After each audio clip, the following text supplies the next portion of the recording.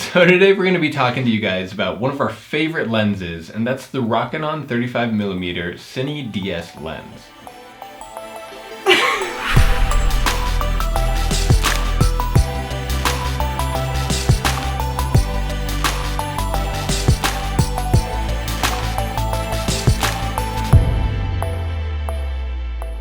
So to start this out, I just want to say that Jennifer and I absolutely hate touting tech specs. So if you guys want to see that stuff, please go directly to any website that sells this lens. We're going to link a few down below.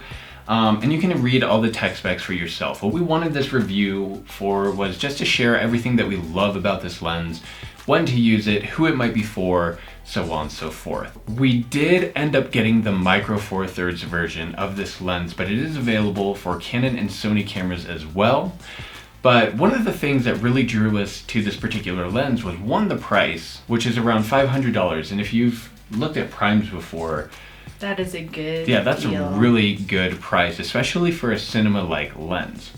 Now, for the actual build quality of this lens, especially for that price point, this thing is solid. The body is made from a hard plastic, not like the kit lens plastic that you're used to when you first get your camera, where you feel like you could just flick it and it would fall apart. This thing has a rock solid plastic to it, and it has a really good weight to it. But not too heavy. Yeah, not too heavy at all. I mean, would you say you need lens support?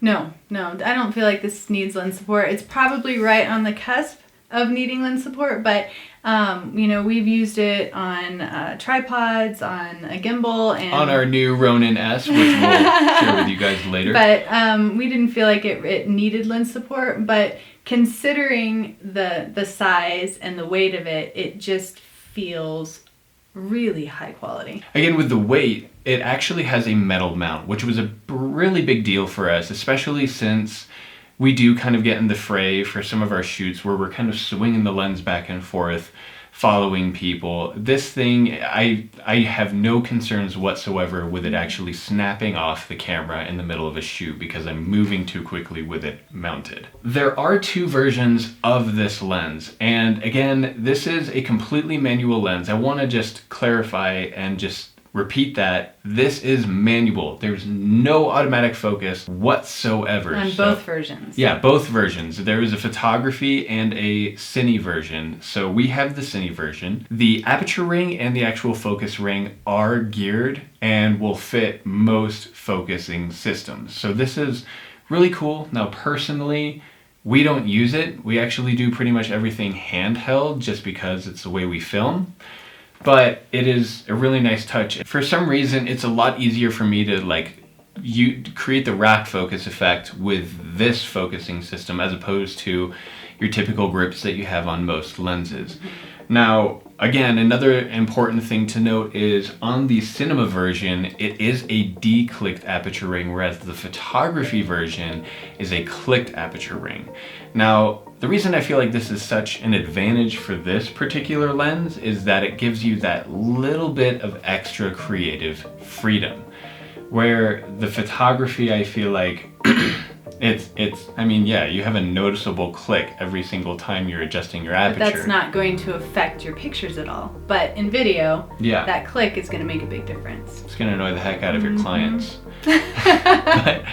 But you do, it's a de-clicked aperture ring, which is really cool, and it's actually really smooth. And the thing I like about it, and maybe it's the inner nerd, but I love that it's gradual aperture. There's no set actual apertures.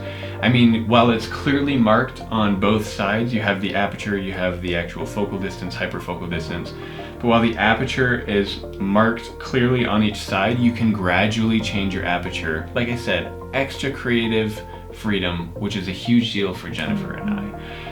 But all of that being said, all of the markings, the build quality, the overall look, leads me to my favorite point, which is the clarity that this lens has to offer. And let me tell you right now, it is unbelievable.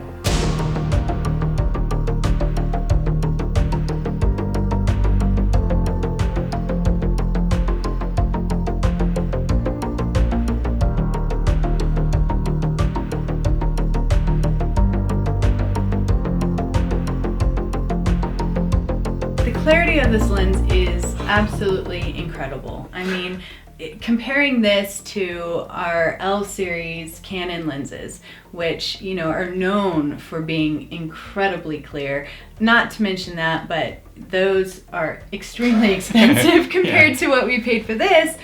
I mean, they're pretty comparable in clarity, wouldn't you agree? Oh my gosh, I love the look of these lenses. And the thing I actually love the most, and I know Jennifer will agree, is the actual lens flare you can get with these guys is Sexy. Amazing. It really is. It is so sexy.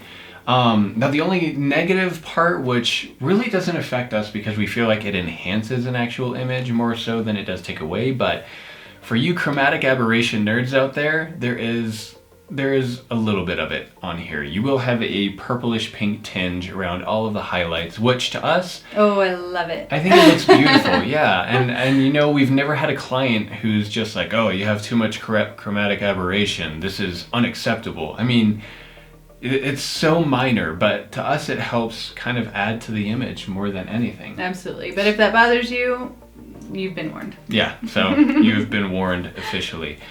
Now, another thing that I really love about this lens is the wide open aperture. This does go, it's T1.5 all the way to T22, and the 1.5 is amazing. And I have a shot that I'm probably going to put over me talking here, but the depth of field you get with that and the actual blurriness surrounding it is unbelievable. And again, for cinematographers, even photographers, if you need to use this lens for photography, this really shallow depth of field that this comes with this lens is amazing. It really is amazing, but that also comes with a downside because there are some things that you probably shouldn't use this lens for. Yeah, yeah, you're definitely not going to want to vlog with this lens. No, not a good selfie lens by any means. No. Being that this is a 35mm lens, this is a great lens for portraiture kind of work. You know, you have that intimate kind of feeling with this lens, but you're not just right up on top of the subject, which I mean, it really is just a great size for that kind of work. That being said, we use this lens, at least I know I do, for probably 95% of what I shoot. It really is. It is a beautifully versatile lens. So kind of recapping on this lens, overall this thing is unbelievable. If I were to give this thing an actual score, it would be 10 out of 10, simply because the build quality is amazing. You have a metal mount. It has a healthy weight to it, where you can just tell it's really well built. The actual aperture and focus rings are extremely smooth, and the most important thing of all is the clarity is unbelievable. So if you were to ask me if you should add this to your camera bag, I would say 100%. This is my number one go-to lens. I mean, we take this thing with everywhere. us everywhere, and it is the lens that is attached to our cameras pretty much 98% of the time. So if you're looking for a lens and maybe you have a limited budget and there's one Rokinon that you would reach for, yeah, I would recommend this one. Yeah, and does that mean that all Rokinons are built with the same kind of quality? I mean, yeah, they may be built the same, but it doesn't mean you should invest in all Rokinons, and we'll cover that in a few separate videos. But this lens in particular, 35mm Cine DS from Rokinon, 100%. So thank you guys so much for tuning in and listening to us ramble about one of our favorite lenses. And until next time, be well. We'll see you guys.